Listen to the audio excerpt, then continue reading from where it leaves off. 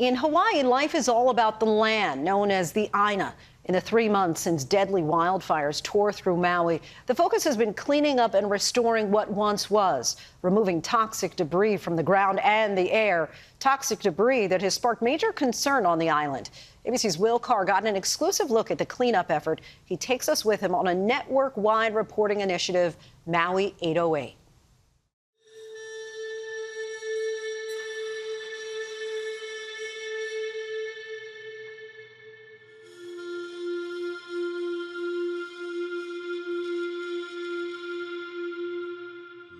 Come with me, come with me, come with me. It's been 3 months since the devastating fires in West Maui, and the images are still hard to watch. You gotta go! As the island grapples with grief,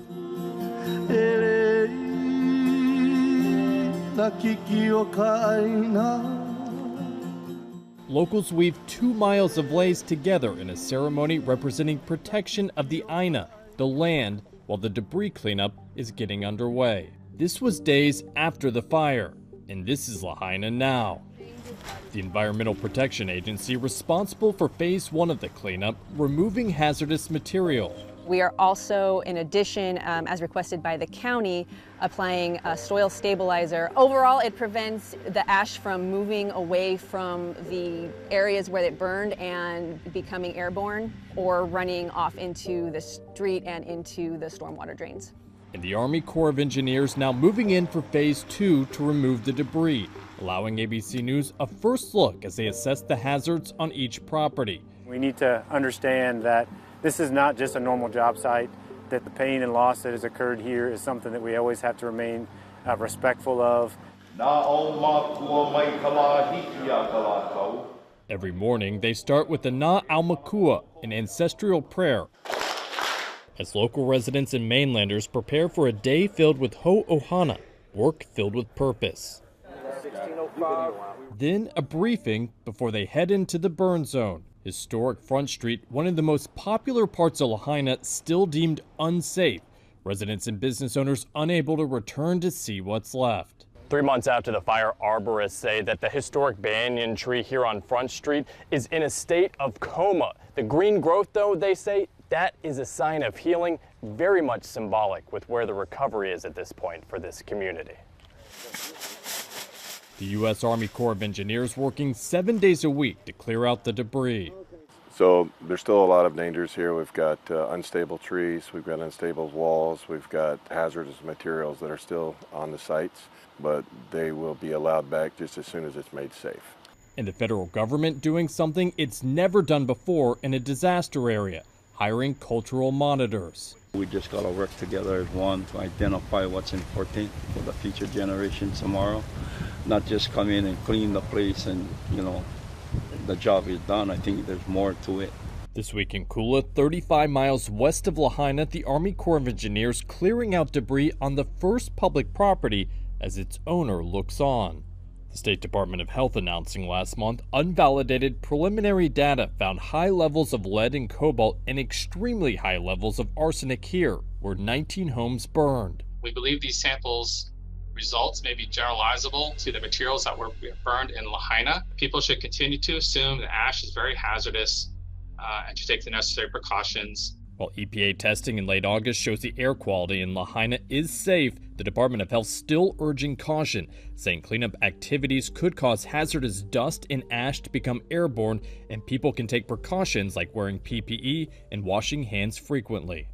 Lahaina residents like Maui County Council member Tamara Paulton says they worry about the long-term health effects, especially on the island's kids. The councilwoman has opted to send her 2 children to this makeshift school on the beach instead of going back to their Hawaiian immersion program at Lahaina Intermediate. There's so much unknown that I don't want to take a risk with my children. I don't want them to be like an experiment. Kaunaoa Garcia teaches 4th and 5th grade, but is choosing to teach at the beach instead. I'm calling in sick every day to be here. These kids, they deserve the education that we want to give them. It might not be the ideal of the DOE, but They are learning. They are getting what they need here. It's just not in four walls. Kaliko Store is homeschooling her 8-year-old son Eliapo, who is also in the immersion program. We're just asking to give us the best shot at being the healthiest.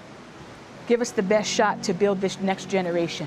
She worries about the nearby toxic ash, even with the EPA soil stabilizer sprayed on top of the debris. We understand that soil tack will secure what's right at the top.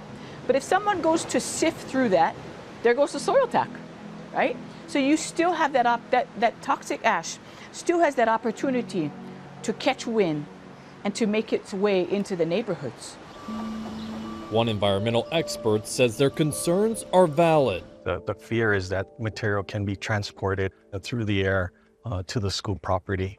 And that's a concern to individuals and people. And that's a real and fair concern. But you have to respect that everybody has different risk tolerances.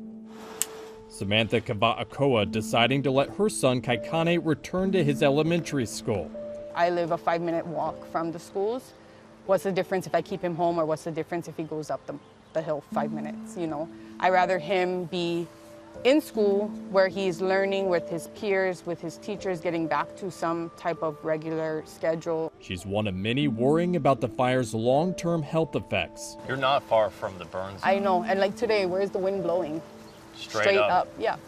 So it's kind of sad to know that maybe in 10 years, we're gonna have, you know, issues that may be related to this. Whether it's at school or at home, the trauma still rising for Kaikane. He's obviously mad at the fire. He prays every night to fix the fire damage. Thanks God for keeping me alive. Thanks for keeping me safe. Please fix this fire damage. Amen. He's an 8-year-old wrapping his mind around the loss of his community and the potential dangers down the road. And I haven't had a fire drill yet. You haven't had a fire drill yet? Not yet. The DOE says both the air quality and the soil are safe. The EPA and DOH placing real-time air quality sensors outside all Lahaina schools, conducting bi-weekly wipes for particles in classrooms, and installing a weather station at Lahaina Intermediate to track wind patterns and trends across the land. For this community, Āina is sacred as the recovery continues. Āina means everything. It means life. It's the land that feeds. Take care of the earth, and in return, the earth will take care of us. And we're the voice to ensure that we build back better than how it was August 8th. Promising plans there for the future. Our thanks to Will Carr for that. Hi, everyone. George Stephanopoulos here. Thanks for checking out the ABC News YouTube channel. If you'd like to get more videos, show highlights, and watch live event coverage, click on the right over here to subscribe to our channel. And don't forget to download the ABC News app for breaking news alerts. Thanks for watching.